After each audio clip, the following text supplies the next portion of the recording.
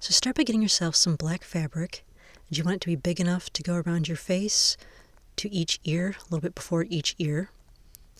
And then you want some mesh fabric. I got mine from some sleeves from a mesh shirt that I just cut open.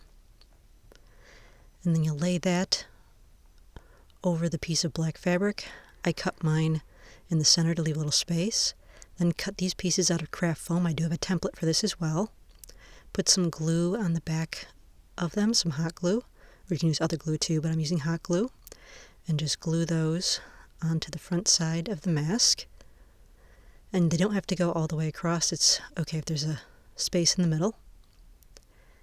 Once you got both of them glued on, just cut off the excess on the top and the bottom. Just like that.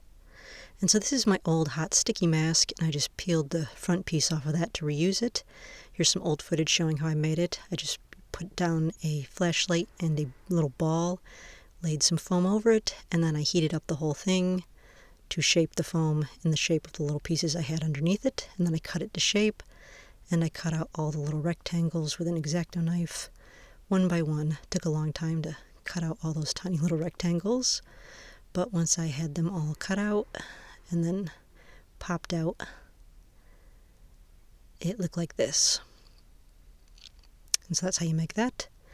Then just put a little hot glue on the inside of that, and you just glue that right into the center there. This is why you don't need the other pieces to go all the way across.